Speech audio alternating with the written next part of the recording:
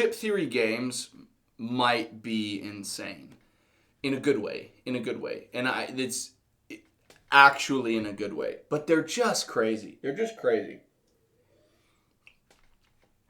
Appreciative timestamp. I'm out of water. I've got a slim amount. So timestamps are going to be a little shaky from here on out. The reason why I think they're crazy is because of this right here. Because of this they're crazy. Crazy people.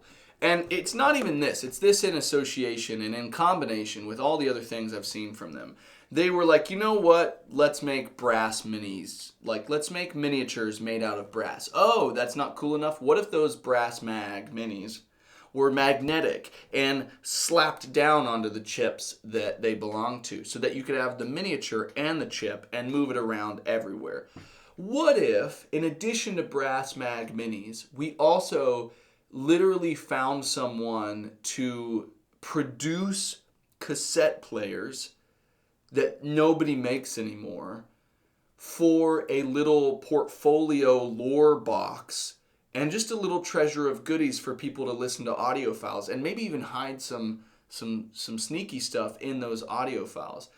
And they're like, you know what? We've done the brass mags. We've done, the cassette player. We've done cool pens. We've done a treasure, like a trove chest to crazily fit everything into this perfect Kallax of awesomeness. What if we go back to our mainstream, our big flagship title, Too Many Bones? Let's do this Automaton of Shale, and let's open this thing up. And now that you can see it above me, let's take it out of the box. And there's a nice, supple plastic box. Don't open until instructed. Nothing else in there, though who knows, maybe that's a false bottom, that inside of that false bottom is a gold leaf letter to all of the love that they have for people. And you know what every good gamer needs? They need a pop-up book. And so they're like, while you play Too Many Bones, why don't you have some crazy stuff? And look, the moon's out, and there's a fire in the distance. Oh, no.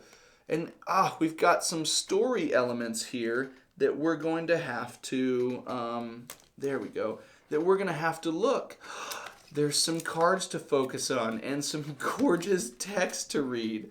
Oh, wait a second. Like, does that, I don't actually want to damage this to any capacity. There we go. Like, there's a fire. Let's see who's in here. Oh, we've got some adventurers. We've got some... Oh, my goodness. They're going to have to deal with this monster. And I really don't want to show you all of this, like, crazy stuff. But it's like, I'm reaching for my sword. And, I've got a bomb at the ready. And then, oh, my... They've just... I'm trying... I don't want to ruin anything for you. And I don't actually think it tells too much about the story to, like, focus on this. Maybe I should lift this up more. And you know what? Maybe I should, like, turn it around more. Maybe you're not actually getting the full view. And just, like, the absurdity of what Too Many Bones and Chip Theory games. Like, this is just insane. Like, I understand that you have to play through this. Like, you have to play Too Many Bones to see this. But, like, this is just bonkers. And maybe at this point, I should have, like, been like, hey, potential spoilers for whatever this insanity is. Like, this is crazy. I got pull tabs, everything that you want from a pop-up book. I mean, at a certain point, Chip Theory Games is just, they've got to run out of ideas at some point. Here, this is one last one that I'll show you, like, this way. But this is just like, at a certain point, they have to run out of ideas. This is crazy. I need to go reread the rules for Too Many Bones because I haven't read the rules in a while. And so I need to refresh myself. I've been focusing on Burn Cycle, and I have Cloudspire over there so that I can reread through the rules of Cloudspire and refresh myself on that. But now I have to go back and read through Too Many Bones rules because I want to check this out. This is crazy. They are such a fun company. I love Chip Theory Games because they really do they care so much about the community, and they have such a good community mainly because of the kind of relationship that they've fostered with their backers and with the gamers who love their stuff. But this to me, like, this is not a sensible product. And that's not meant to be an insult. This is not a sensible product. Like, this is not a widespread thing that's going to absolutely kill it on the mainstream, make it to all of the retail, friendly local game stores, and fly off the shelves. This doesn't make sense. Neither did the lore box that had a cassette player in it. It doesn't make sense. But it doesn't make sense from a business standpoint.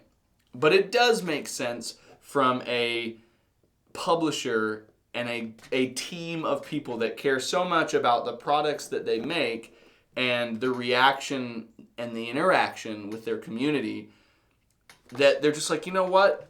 Screw it. Let's make something absurd. And I mean, they have like leather-bound lore books for Too Many Bones that you could have gotten on the Unbreakable campaign. And also, it's just, they care so much, and I'm here for it. I love every minute of it. The Automaton of Shale. Never before have gearlocks sprung to life so vividly, nor has an evil tyrant struck at them so lividly. So join us on our journey as we try hard not to die and keep this tome held at arm's length, lest you should lose an eye. Contents. Pop-up book with playable content and a mystery deck. Requires Too Many Bones or Undertow to play. I love this so much. This is Chip Theory Games. You guys are amazing. You're maniacs. And I mean that with the most amount of love that I can. All right. I'll see you guys next time. Timestamps. Ridiculousness to a level that you have to admire. See you guys.